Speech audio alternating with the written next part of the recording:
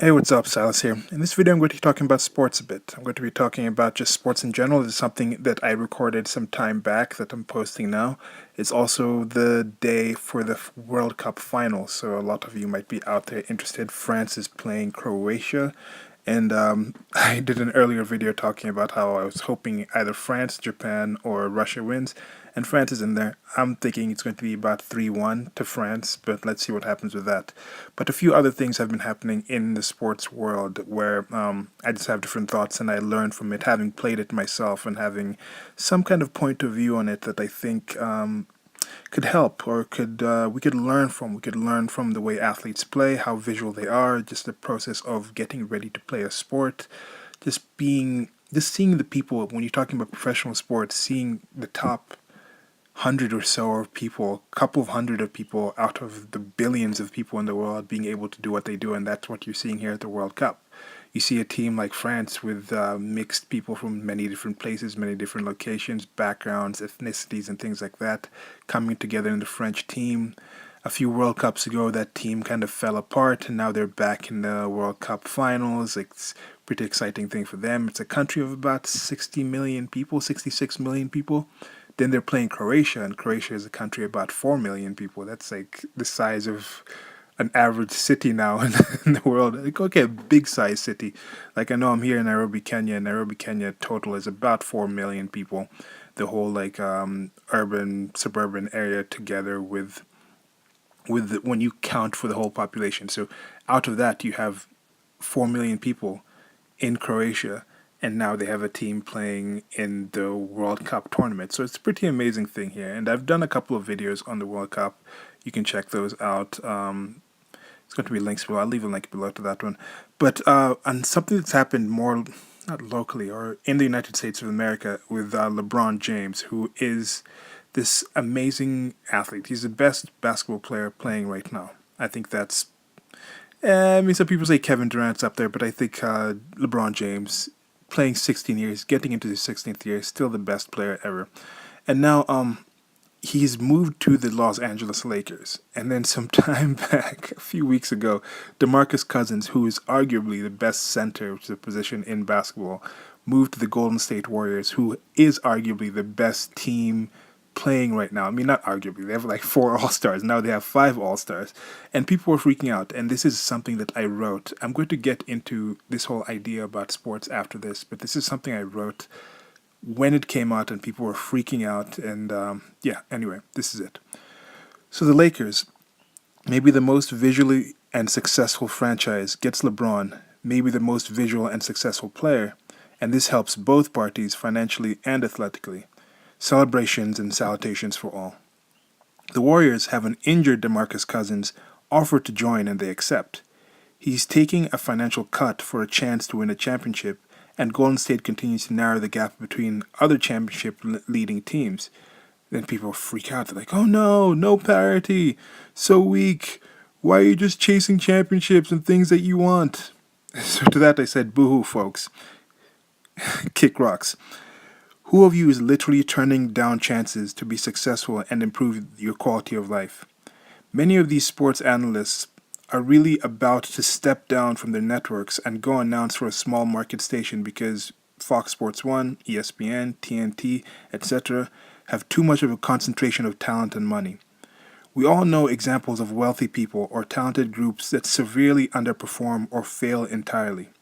I'm going to just go a little aside here. The Washington Redskins have been a very frustrating team for me. I went to school in the DC area and was kind of a fan of the Redskins, and year after year they'd have an amazing team on paper, but they just couldn't gel together as a team. Like if you're playing the video game Madden, the stats are really like amazing, but then when they actually get on the field, they just can't achieve. So anyway, I can personally feel some struggle in my life, but I can't tear down folks who are chasing theirs I can't tear down folks who are chasing ways to improve their lives anymore. So LeBron could help other towns much more than he helps Los Angeles, which would be able to boost the life and profile of many other players besides LeBron. The Warriors were also close to losing to Houston in the Western Conference Finals this year. People get injured, teams don't mesh. So is this just a general hypocrisy that people have, especially these people in the analysts who just have they need to talk about things on these shows. Like they understand what people go through, and the same way that maybe me saying like I'm not going to tear down demarcus cousins for trying to do this because he's improving his life. I'm not going to tear down lebron james for moving to la because he's improving his life. Am I tearing down these analysts because they're just improving their life? They don't really care too much to talk about this, but they understand that enough people out there are going to talk about it. So I don't know, this whole mix of things. So that was just my thoughts on that whole thing. And I've seen a couple of analysts actually carry on this same sentiment that I have, where we don't really know what's going to happen with these teams. We don't really know what's going to happen with the league. The league is going to change. People get older. It's a different thing every year. You don't know. The Golden State Warriors, first of all, one thing with the Golden State Warriors, a lot of people are giving them gripe, but this is one thing I've said over and over and over again, is they drafted a lot of those players into that team and developed it. And we have players like Kevin Durant, demarcus cousins that I talked about, who've taken pay cuts and haven't demanded the max deals that they could get in order to keep this team together and try to win. And then again, with that chasing of the championship thing, how many people are saying LeBron James will never be comparable to Michael Jordan because Michael Jordan is 6-0 in the finals. He has more championships. So if Golden State is doing whatever they need to do to catch up to the Lakers with their number of championships, how can you really go at them in this negative way?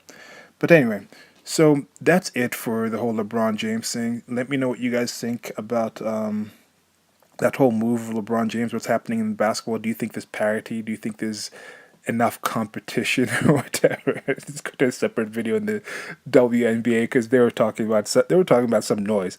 There was some noise there about having equal equal type of profit sharing because the NBA gets about 50%. The players get 50% of the profits from the NBA, but the WNBA players get about 15 to 30%, I think. But then the WNBA has like 32 games. The NBA has about 82.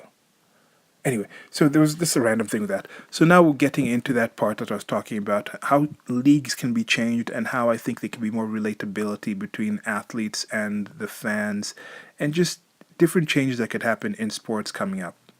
Into that.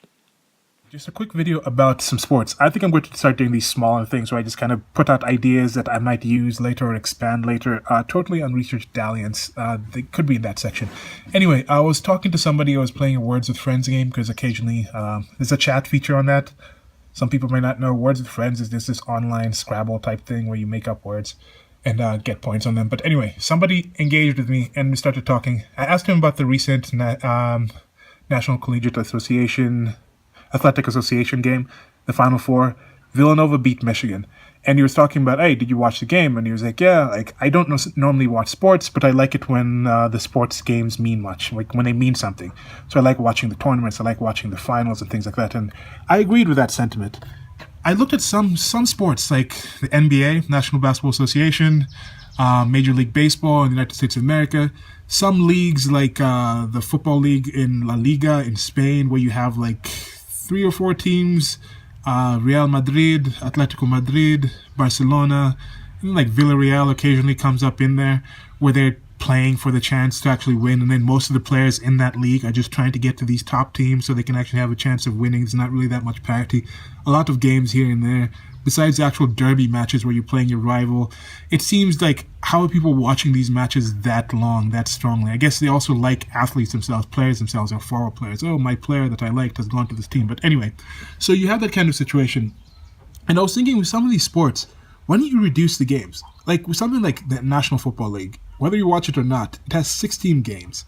So the amount of time of practice, we're talking about practice. I might put the Allen Iverson like thing in there, but anyway, you can't even win a game. So that was Dick Vermeil, and then practice also with Allen Iverson. A lot of people talked about practice, but anyway, back to this thing. So the amount of practice time they have towards actual game time is a lot different, and each game really means a lot. Like to have a situation where that's good to where you're standing in the playoffs, and then from the playoffs, like you can just get in there one and done kind of things. I do like that kind of situation. Even the NBA playoffs, it's a 7-game series, so it's a kind of a different situation, but a lot more interesting when you have that kind of challenge. So I was thinking with some of these games, like Major League Baseball, National Basketball Association, keep the time of the actual league the same.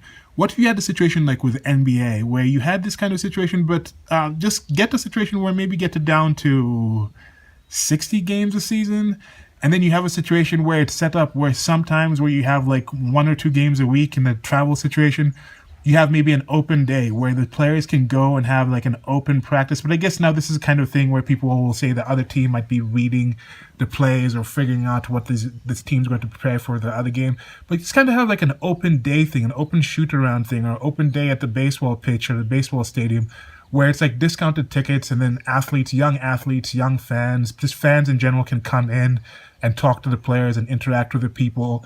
And in that way, they can be more part of like the society. You get the situation where you organize where it's like, yes, if you want to have more social influence, you want to have more socially responsible athletes in games like this, have a situation where they can travel to a place and then have like a day or something where they can go out in the communities and talk to people and just interact with people more. And in that way, you're not so focused, and then these people can truly be more than athletes. Like if the person wants to do some other extracurricular things, they can do that in that kind of situation. And I think that way people can still make money. And I think advertisers aren't really making that much money. I think right now the only people who are really benefiting from this number of games is the advertisers. Though I think if you switch to this kind of thing I'm talking about, where you get other people interested in, get more interaction with the fans and the people into the stadiums interacting with these athletes, you can get people back in touch with these people.